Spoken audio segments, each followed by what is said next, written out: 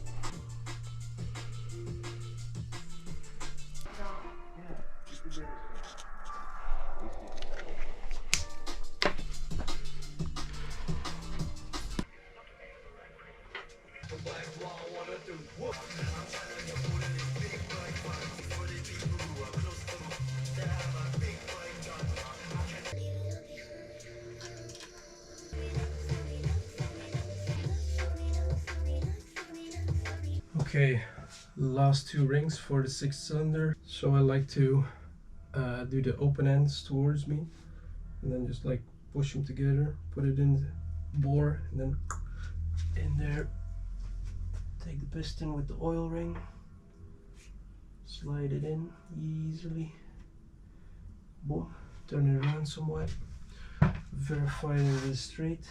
It is, and take a measurement. It's kind of the only thing that bothers me is measuring with these feeler gauges. There's so many in there. Let's see, 40.40 fits, 0.45, and there's not really, so that's a 0.4, another 0.4, boom,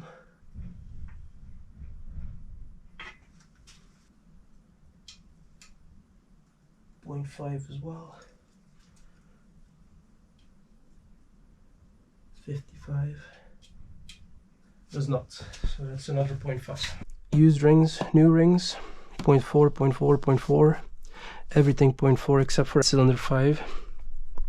It's a little bit bigger, and then 0.5, and everything here is 0.5 as well. So that's spot on.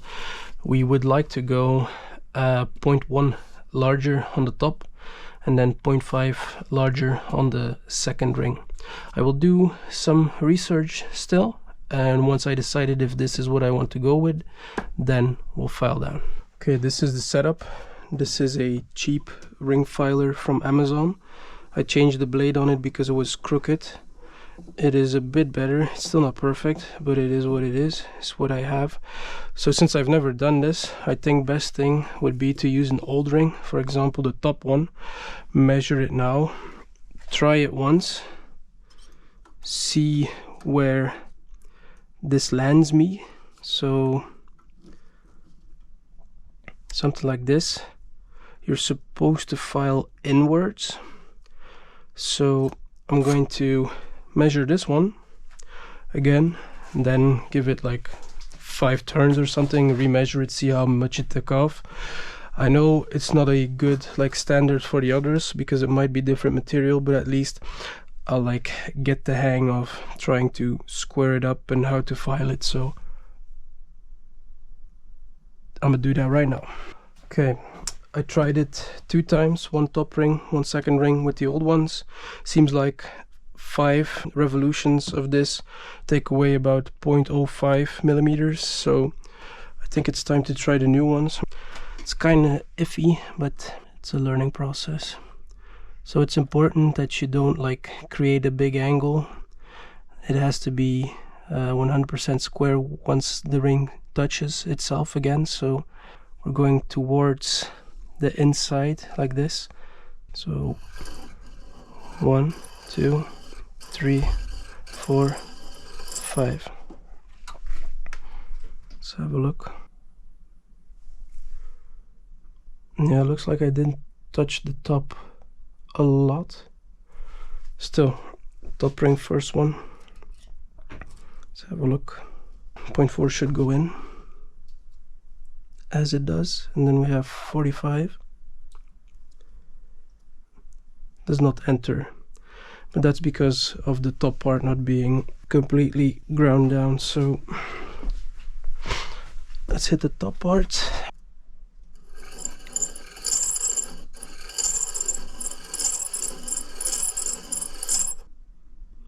Looks somewhat better. Maybe the middle now isn't filed down completely.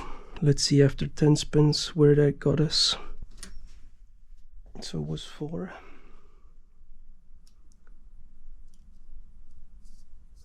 Goes in smoothly.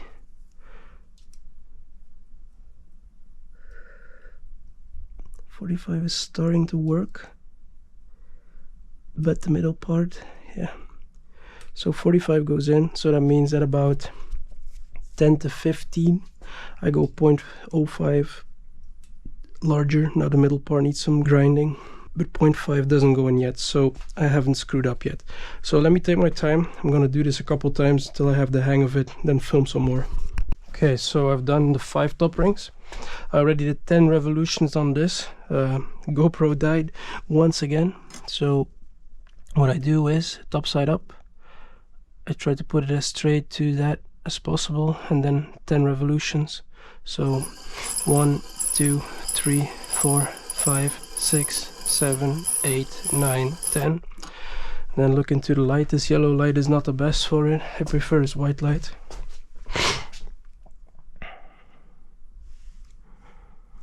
And you just want to make sure that the sides are perpendicular, or how you say it, like even, that there's no crazy gap. With this it looks to be perfect. So this is the 6th cylinder piston ring, top ring. So put it in here, take my 6th piston, push it down evenly and turn it, boom, and then feeler gauge. So 40 was what it was previously, so 40 goes in naturally. This is the 20th revolution, so I think 45 will go as well. Yep, and we want to go up to 0.5, which now doesn't work, which I know, because it needs 10 more. So feeder gauge down, rings out, and now 10 more. So now you want to be as precise as possible to not fuck the shape up. So 1, 2, 3, 4, 5, 6, 7, 8, 9, 10. There we go. Look at the shape. Shape looks all right. It's kind of hard sometimes because the ring wants to go everywhere. And you don't put even pressure on it, so you kind of manipulate it in a weird way, but let's push it down again.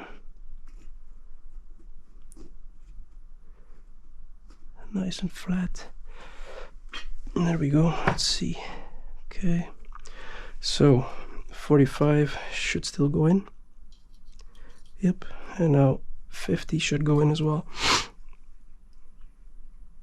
With some struggle. Yep, as you can see, 50 goes in with some struggle. We don't want 55 to go in, and it doesn't. So I'd say that this is good. It's on the tighter side of the 50. Boom.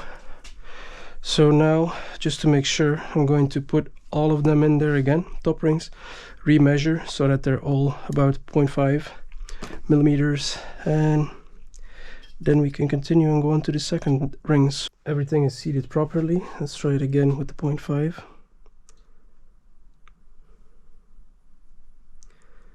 So this goes in, this one goes in also with some pressure, this one also goes in with some pressure, same goes here, same there, and same here. So the 0.5 millimeters feeder gauge blade seems to go in everywhere with some persuasion, but I think that's how it's meant to be. So all top rings 0.5 confirmed. So let me go ahead and do this. I'm gonna take them all out one by one and go ahead and do the second rings. All right, all the second rings are done. It used to be 5, so we needed to step up to 0.55. Works. Works. Take some persuasion here, it seems. Maybe I'll do that one a little more. This works. Okay, now it works too. And this one too. And this one too. So that means that they're all 0.55. So we got them all to 0.55. Another check mark. Boom. Okay, let's see what we do next. Okay, before putting on the new rings, I want to clean the piston. I already went ahead and checked this one. This is number 6, supposedly. Yeah. So 6, the grooves are pretty clean, not gonna lie. But I'm gonna be using brake cleaner and my nylon brush on the top here to see if I can get some more debris or carbon built off the top of them. So let's go ahead and try not to let anything fall.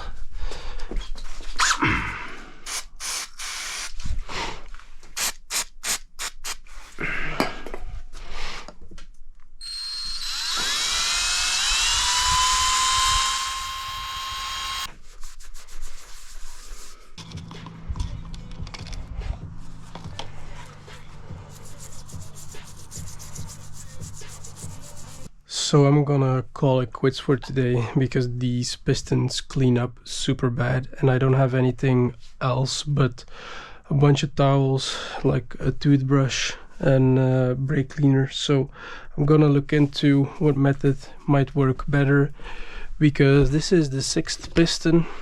I'm not gonna lie, this took probably an hour, maybe even more, and it still has some residue on it. Then I drenched like the 5th and the 4th one in brake cleaner for like 15 to 20 minutes. Started doing the same thing, but as you can see, carbon buildup is insane. So if I'm gonna do this for like all 6 pistons and it's going to take 2 hours each, then I'll need a couple of weekends. So that's it for today. So what we did was top rings gapped, second ring gapped, oil ring does not need gapping. I spoke to Camille from K64. So yeah, 0.5 and 0.55 is what we're going with. And now I'll clean up, look if there's a better method to cleaning pistons, and we can continue next weekend probably. But yeah, up until now we got the crankshaft in, spins by hand. The clearances on the last two caps was a bit out of spec, or the last three. For the rest, everything seems to work. It's just, it takes up lots of space and lots of time. So we'll continue in the next clip.